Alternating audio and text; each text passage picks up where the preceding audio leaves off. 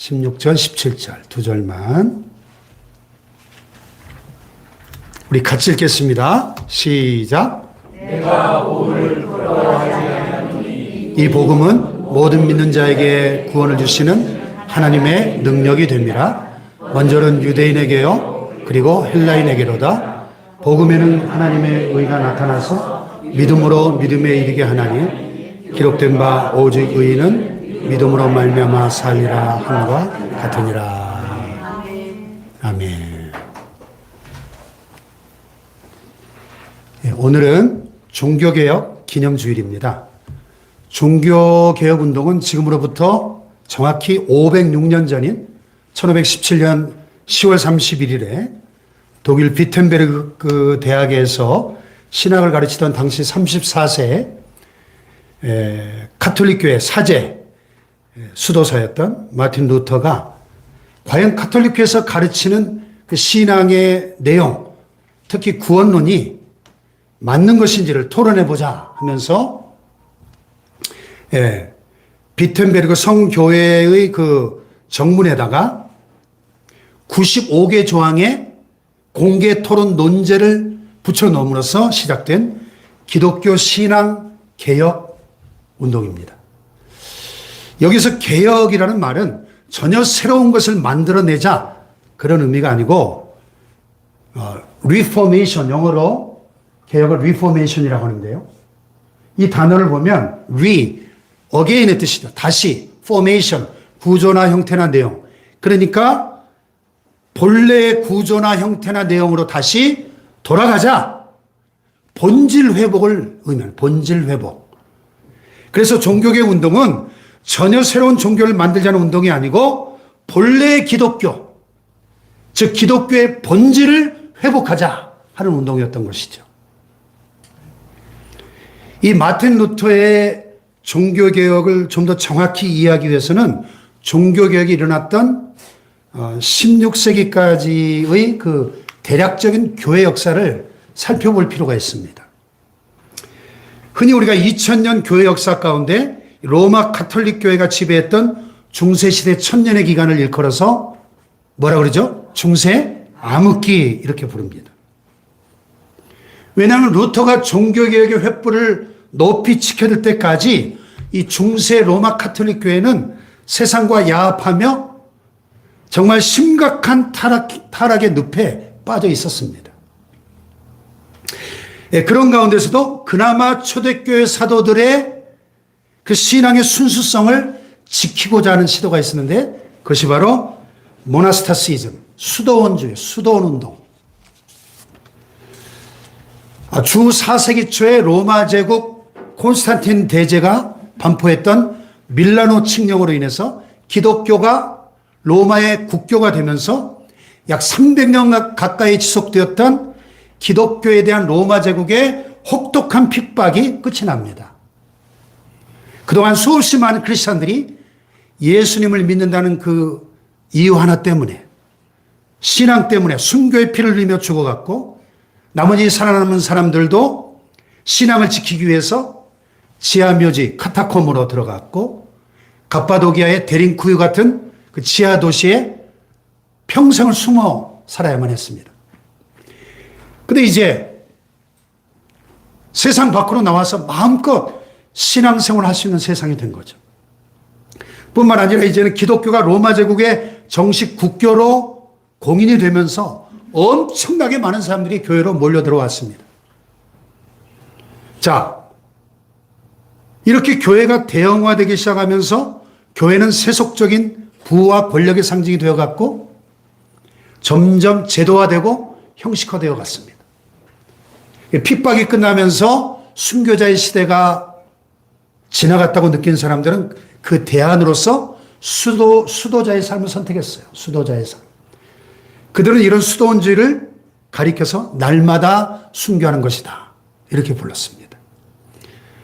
제가 이번에 그 성지순례에서 가장 깊은 인상을 받은 것 중에 하나가 바로 이 수도원들이었어요. 천상의 수도원이라는 별칭으로 불리는 그리스의 메테오라 수도원들을 가서 보니까 그냥 등반하기도 쉽지 않은 그 엄청난 험산줄령 절벽 꼭대기에다가 수도원들을 짓고 그 안으로 들어가 살면서 평생을 수도자로 살아간 이들의 그 흔적이 너무나 인상적이었습니다. 그리고 튀르키예 갑바도기아의 그 기암괴석 동굴 속에다가 예배당을 만들어 놓고 그 안에서 신앙생활을 했던 그 수도자들의 발자취는 정말 깊은 울림을 주었습니다. 이후에 교회가 점점 더 타락하기 시작했을 때 세속화된 교회의 염증을 느낀 사람들이 수도원으로 더욱 많이 몰려 들어왔습니다. 그래서 성 베네딕트나 토마스 아켄피스 같은 기독교사의 길이 남을 경건한 지도자들이 이 중세 수도원에서 많이 배출이 되었습니다. 이 수도원주의는 청빙과 겸손 그리고 묵상하는 삶을 강조했습니다.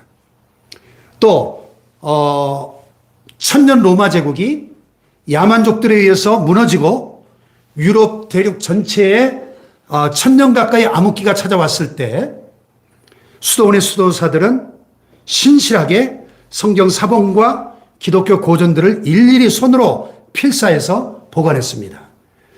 이번에 그리스 메테오라 수도원들을 가보니까 이 수도사들의 삶을 엿볼 수 있도록 순례객들을 위해서 작은 박물관을 하나 만들어 놨더라고요. 거기서 제가 찍은 사진들인데 거기 보니까 수도사들이 그 평생 그 수도원에 지내면서 뭐 하겠어요? 이 성경 사본들을 손으로 필사를 한 거예요. 헬라어 성경 사본들을 손으로 필사해 놓은 그런 그 유물들을 많이 볼 수 있었습니다. 수도원의 이런 문서 정리 시스템의 기초에서 오늘날까지 현대 대학 도서관들의 장서 보관 시스템이 만들어지기 시작했다고 합니다.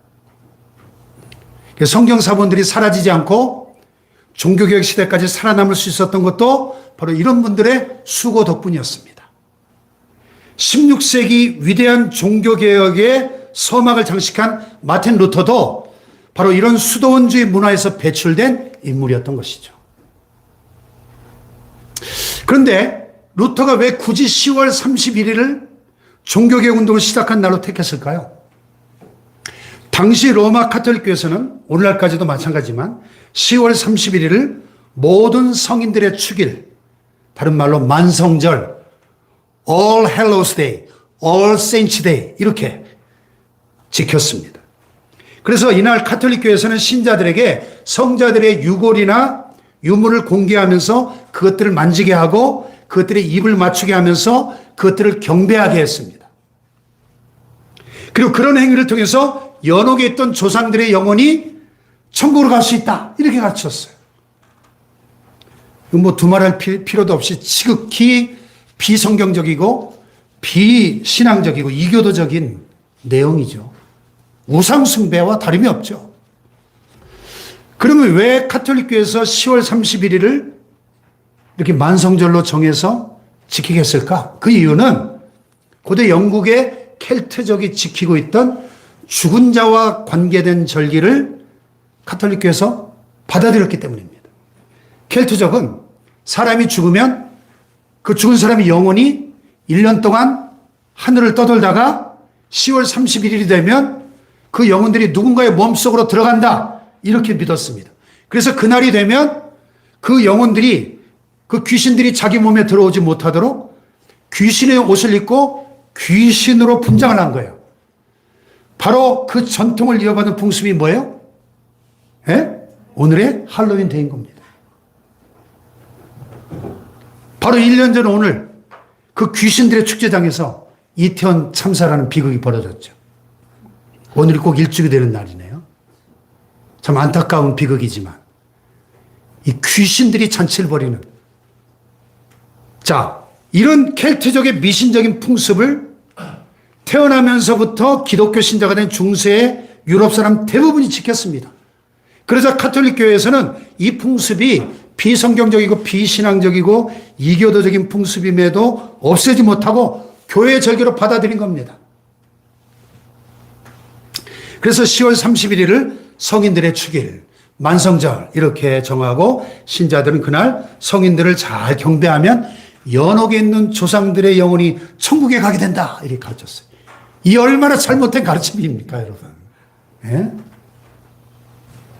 그래서 루터가 이런 가톨릭 교회의 가르침이 잘못된 것임을 분명하게 지적하기 위해서 의도적으로 10월 31일을 종교개혁 운동을 시작한 날로 정한 겁니다. 예. 자, 할로윈데이에 우리가 해골바가지 쓰고 돌아다니면 되겠어요? 안 되겠어요? 크리스찬들이. 미국에서도 얼마나 이 할로윈데이나 온 나라가 그냥 야단 법석을 떠는지 몰라요. 온 나라가 그냥 귀신들의 잔치마당이 된다니까요. 귀신 막 가면 쓰고 해골바가지 쓰고 돌아다니면서. 자, 그러면 여러분 마틴 루터는 어떤 사람입니까? 루터는 1483년 독일의 아이슬레벤에서 광산 사업체를 경영하고 시의원으로 활동했던 부유한 집안에서 아버지 한스와 어머니 마르가레테 사이의 아들로 태어나서 자라다가 1501년에 에르푸르트 대학에 입학해서 1502년에 문학사 학위를 받고 1505년에 문학 석사 학위를 받습니다. 그리고 법률가가 되기를 원하는 아버지의 뜻에 따라서 다시 에르푸르트 대학 법학과에 진학을 해서 법대생이 되어 공부를 합니다. 그런데 그가 그렇게 법대생으로 공부하던 중에 1505년 7월 그가 22살 되던 해 그의 인생의 전환점이 되는 중요한 경험을 하게 됩니다. 그날 친구와 함께 스토테른하임이라는 촌락을 향해 걸어가다가 갑자기 무시무시한 천둥 번개가 내리치면서 앞서가던 친구가 벼락에 맞아서 그 자리에서 즉사하는 거예요. 루터는 순간 엄청난 공포에 사로잡히면서 부르짖었어요. 성 안나시여, 저를 구해주시면 저는 수도사가 되겠습니다. 얼떨결에 맹세하고 말았습니다. 성 안나는 그 당시 광부들의 수호 성인으로 추앙받던 인물인데요.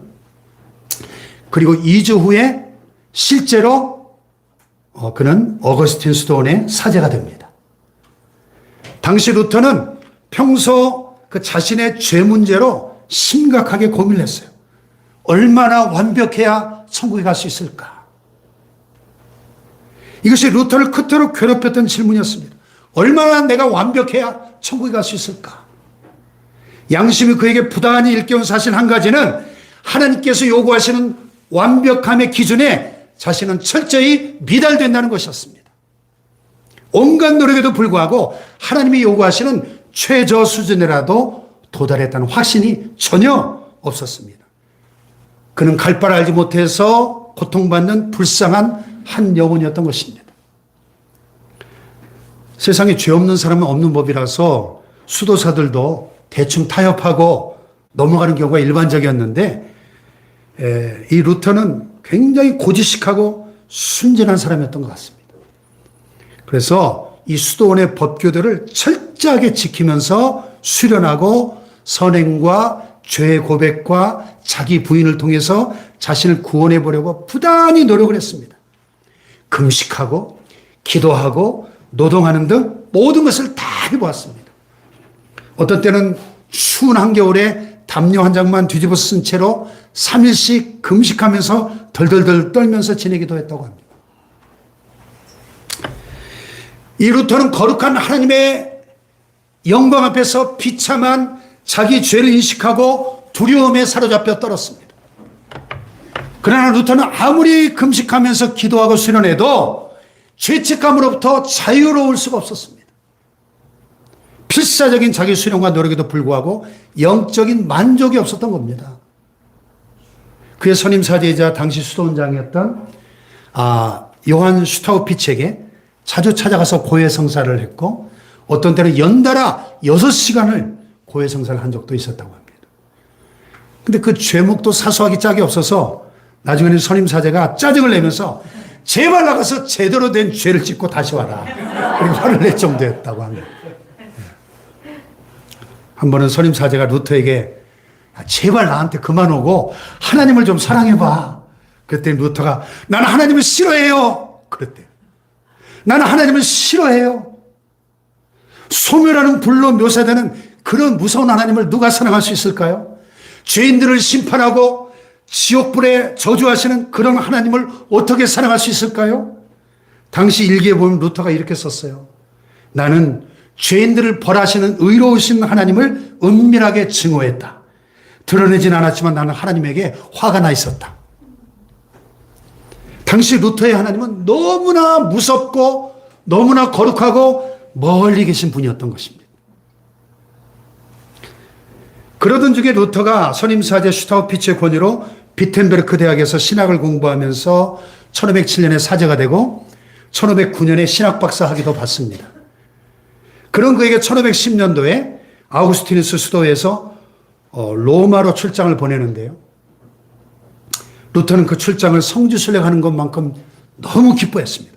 왜냐하면 당시 로마의 라테라노에 있는 성요한 성당에는 예수님이 빌라도에게 재판받던 그 당시에 빌라도 법정에 있던 계단을 통째로 로마로 옮겨놓은 그 콘스탄틴 대제의 어머니 헬레나 왕후가 신실한 크리스찬이었기 때문에 그 계단을 통째로 옮겨다가 로마에다가 갖다 놓은 스칼라 산타라고 하는 거룩한 계단이 있었는데 루터는 그 계단을 무릎으로 기어오르면서 기도하기를 너무나 간절히 열망하고 있었습니다. 루터라는 영화가 몇 년 전에 개봉됐었는데 그 한 장면을 잠깐 같이 보시겠습니다. 루터는 다시 독일 에르푸르트에 있는 수도원으로 돌아왔는데 로마 방문 전보다 더 평안을 찾을 수가 없었습니다. 만약 로마에서도 구원을 찾을 수 없다면 이제 어디로 가야 할지 너무나 막막했던 겁니다. 그런데 루터의 선임사제이자 그의 평생 잊지 못할 은사이며 독일 비텐베르크 대학 신학부 초대학장이었던 슈타우피츠가 그에게 이런 충고를 했어요. 루터, 성경을 깊이 연구해 보게. 슈타우피츠는 루터에게 신학 학위를 하면서 성경을 연구하면 영적 침체에서 빠져나올 수 있을 것이다. 이렇게 조언해 주었습니다. 그래서 루터는 성경 연구에 전념하게 되고 30세의 젊은 나이에 비텐베르크 대학에서 성경을 가르치는 교수가 됩니다. 그래서 그 대학에서 성경을 가르치게 되는데 가르치던 중에 시편에 계속 반복되는 구절 하나가 그를 흔들어 놓습니다. 그 구절은 주의 의로 나를 구원하소서 하는 것이었습니다. 루터의 가장 큰 고민이 뭐라 그랬죠? 얼마나 완벽해야 천국 갈 수 있을까? 어떻게 하면 하나님 앞에 의롭다 인정받을 수 있을까 했는데요. 1515년 루터는 성경을 깊이 읽어 내려가다가 성경에서 새로운 용서의 확신을 발견하게 됩니다. 특별히 십자가 위에서 나의 하나님 어찌하여 나를 버리셨나이까 외치시는 예수님의 말씀을 통해서 우리의 죄를 대속하신 그 한없는 사랑에 큰 감동을 받습니다. 또 로마서 읽어 내려가다가 한 구절에 특히 감동을 받는데 그것이 바로 오늘 본문 종교개혁의 핵심이 담겨있는 유명한 말씀이죠.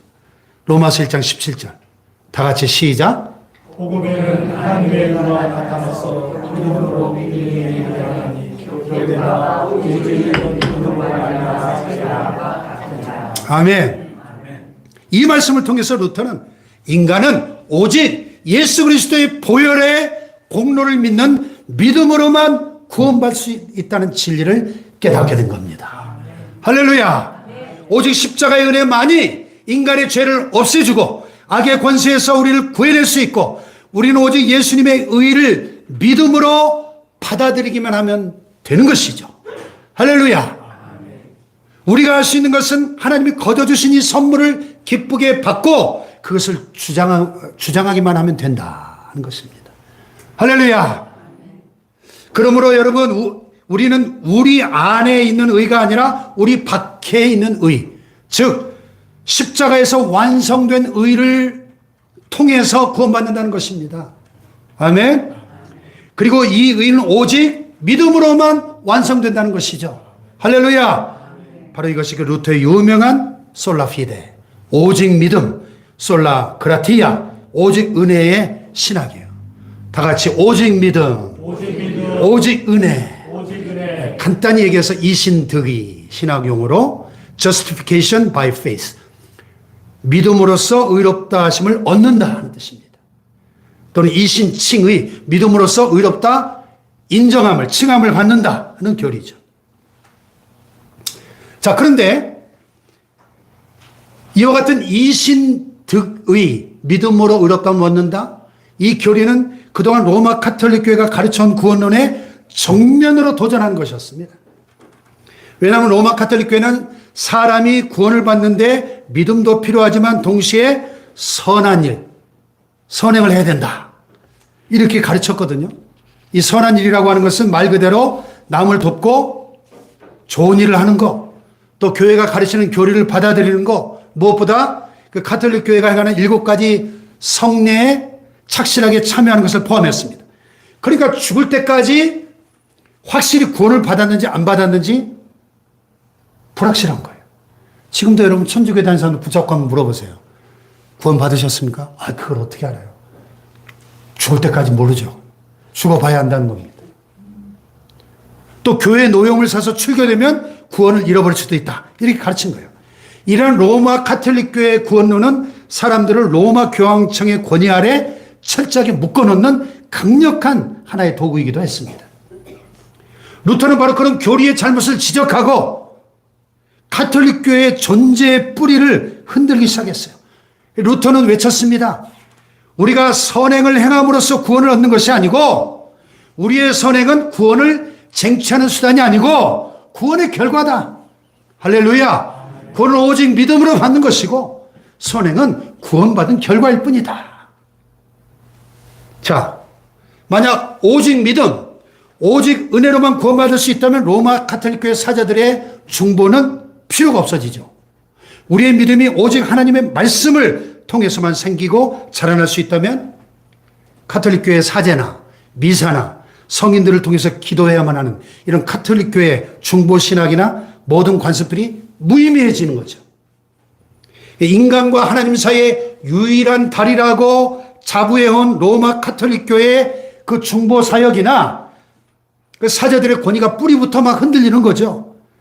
로마 교황청의 권위가 하나님의 권위처럼 절대시되던 그 시절에 이것이 얼마나 파격적인 큰 충격이었을지 짐작이 가는 것이죠. 그래서 루터가 세상에 본격적으로 드러나게 된 것은 그 유명한 95개조 논제, 1517년 비텐베르그 대학 그 성당 문에 이렇게 대자보죠, 대자보 말하자면.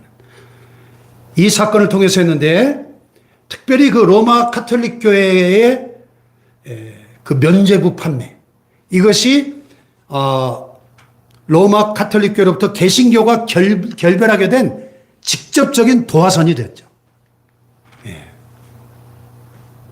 16세기 초 당시 교황 레오 10세는 그 유명한 로마의 성베드로 성당 건축에 전력 투구하고 있었는데 이를 위해서 천문학적인 자금이 필요했습니다. 그래서 가톨릭 교회는 유럽 전역에 면죄부 판매에 총력을 기울이고 있었습니다.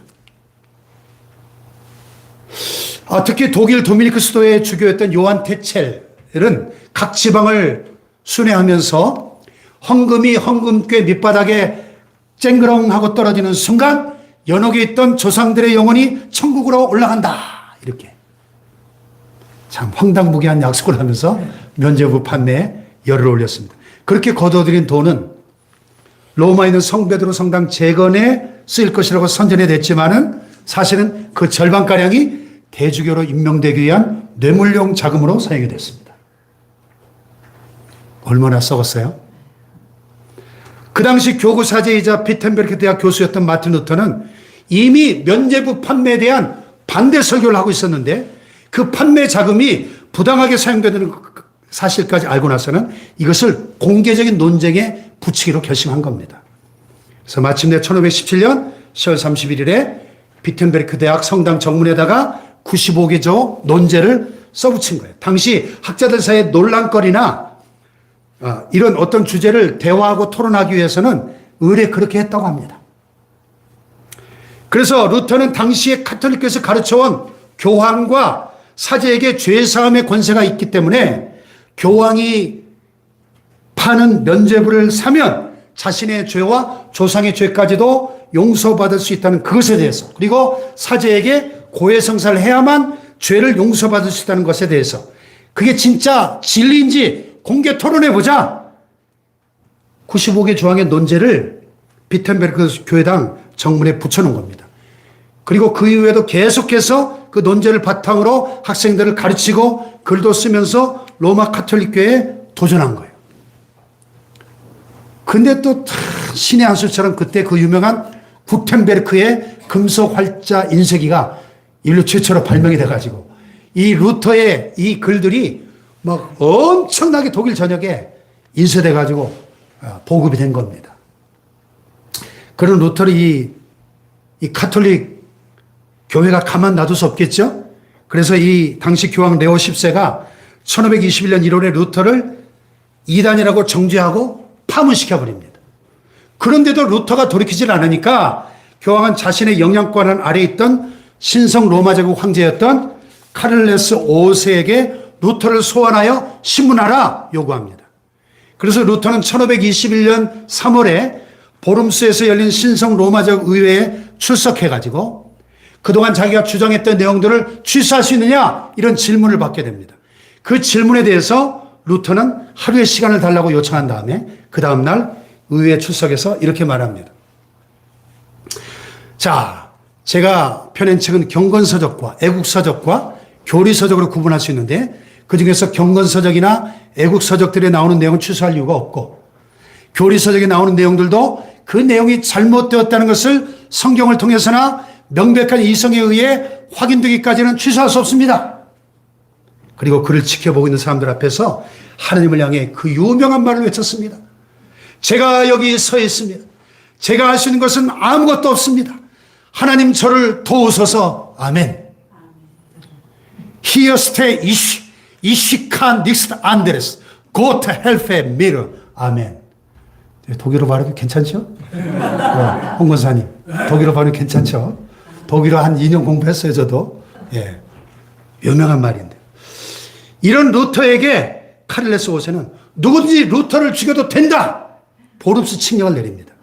보름스 의회가 끝난 직후에 교황과 황제가 루터를 파문함으로써 그 목숨이 위태로워지니까 루터의 보호자였던 독일 작센 지방의 군주 프레데릭 백작은 카톨릭 측에서 집으로 돌아가는 루터를 암살하려고 한다는 것을 즉시 간파하고 복면을 난 채 말을 탄 자신의 신복 기사들을 급파해가지고 보름스에서 집으로 돌아가는 루터를 위장으로 납치를 합니다.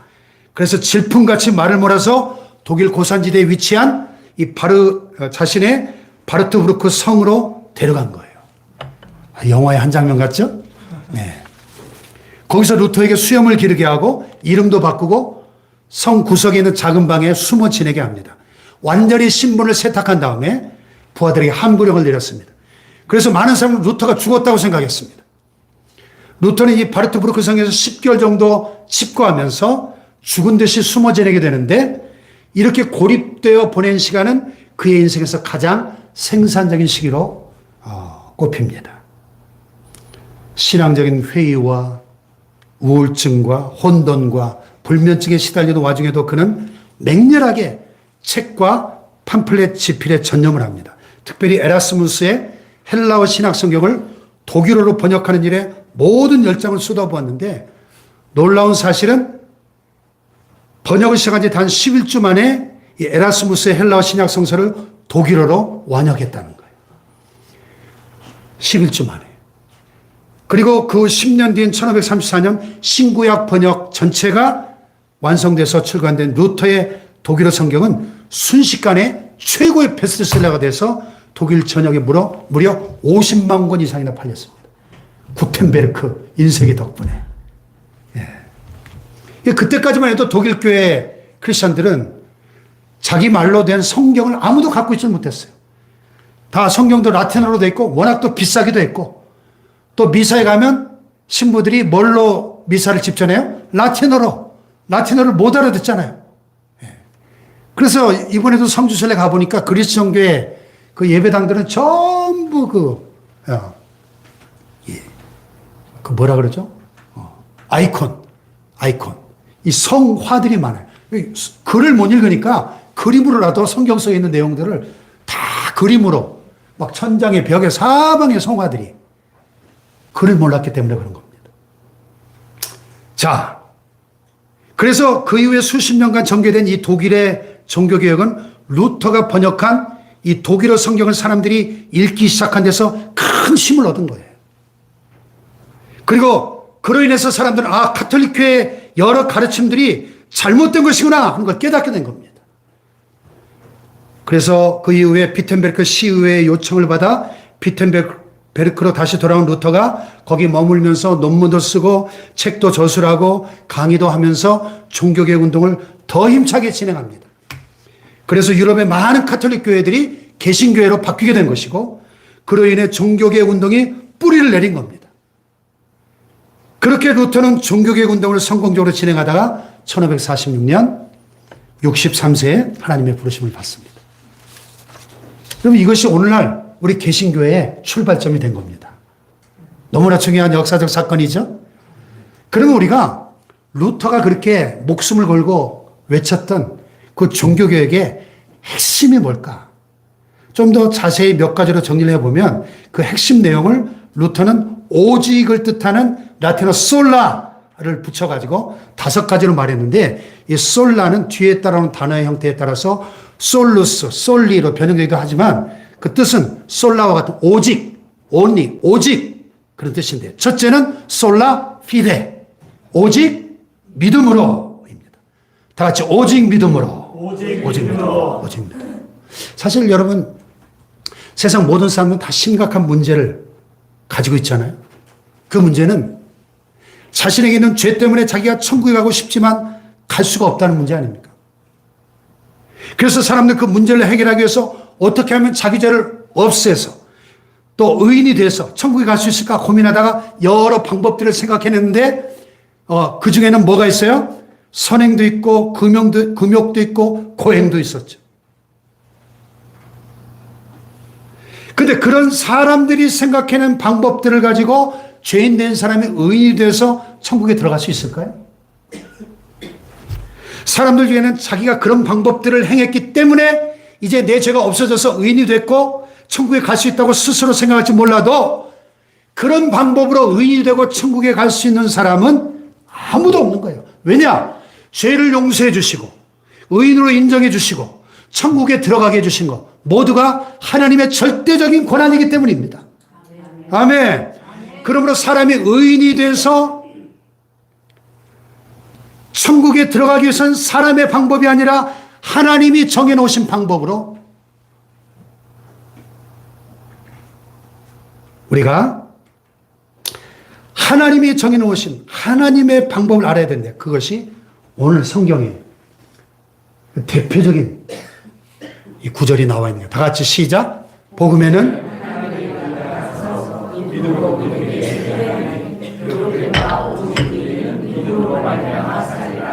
사람이 의인이 돼서 천국 가려면 사람의 방법이 아니라 하나님이 정해놓으신 하나님의 방법을 알아야 된다는 겁니다. 할렐루야. 믿음으로 믿음에 이르게 한다는 게 뭐예요? 간단히 말하면 오직 믿음으로 이런 뜻입니다. 다 같이 오직 믿음으로. 즉 죄인인 사람이 의인이 되어 천국 가기 위해서는 하나님이 정해주신 방법을 따라야 하는데 그 하나님의 방법은 바로 예수님을 구원자로 믿는 믿음 그 방법밖에는 없다 그런 뜻입니다. 할렐루야. 예수님을 구세주와 구원자로 믿는 믿음 오직 믿음으로만 죄인이 의인되어 천국 간다 그런 뜻이에요. 할렐루야. 그러면 그렇게 의인돼서 천국 가게 하는 하나밖에 없는 하나님의 방법인 그 믿음을 누가 가질 수 있죠? 누가? 그 믿음은 누구라도 가질 수 있습니다. 그래서 오늘 16절에 뭐라 그랬어요? 이 복음은 모든 믿는 자에게 구원을 주시는 하나님의 능력이 됩니다. 첫째는 유대인에게요. 또한 헬라인에게로도. 모든 믿는 자에게 구원을 주시는 헬라인, 유대인 이것은 당시 모든 사람을 가리키는 표현입니다. 당시 유대인들은 이 지구상의 인류를 딱 두 종류로 분류해서 유대인 아니면 헬라인 모든 사람을 가리키는 거예요. 누구라도 예수님을 구원자로 믿는 믿음만 있다면 그 믿음을 가진 사람은 다 의인이 돼서 천국에 갈 수 있다 하는 말씀입니다. 할렐루야. 그러니까 믿음이 능력인 거예요. 모든 믿는 자에게 구원을 주신 하나님의 능력.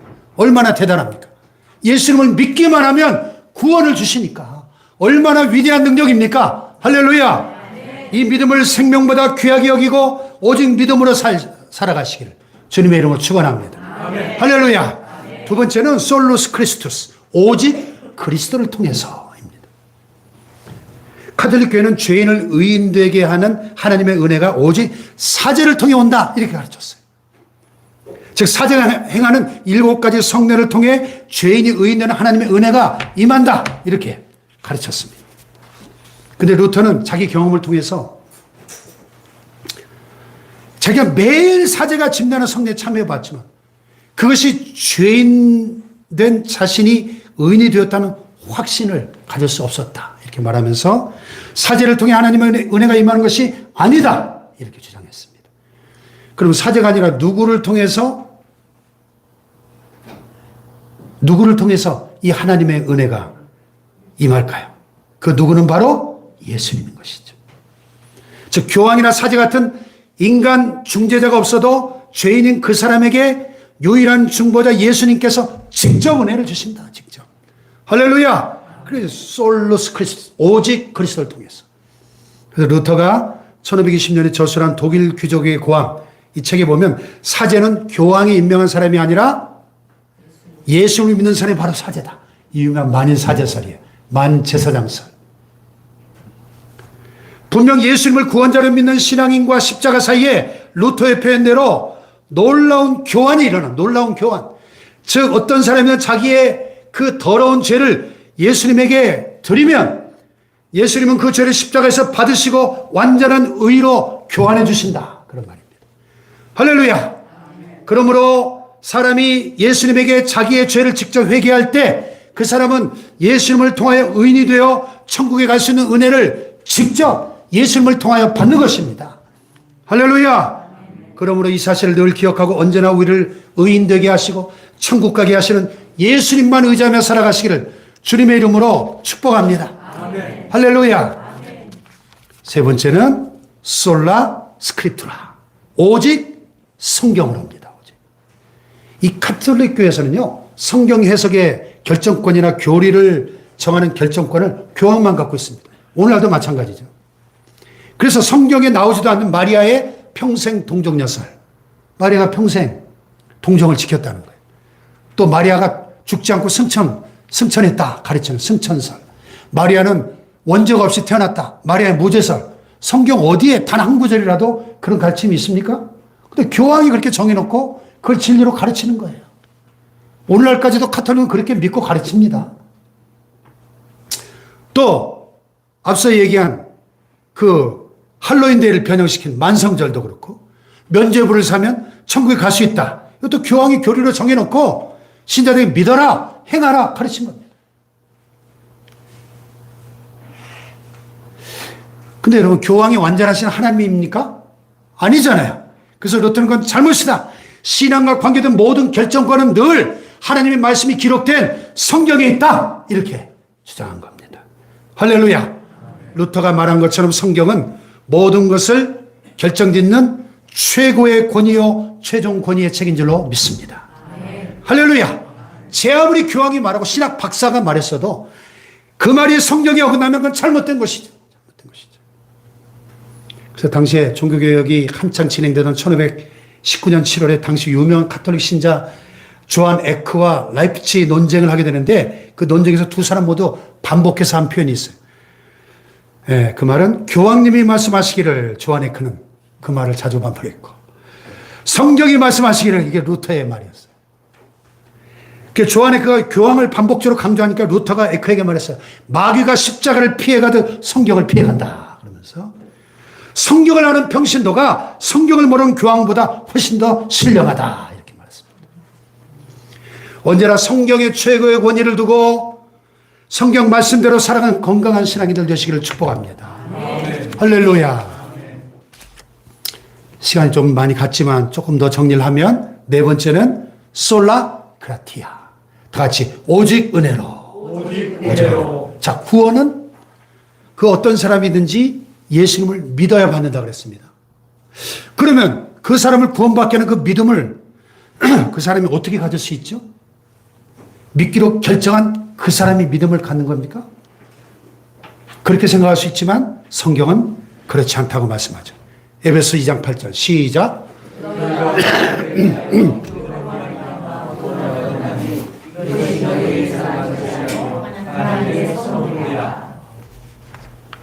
자, 은혜를 인하여 무엇으로? 믿음으로 말미암아 구원을 얻었다.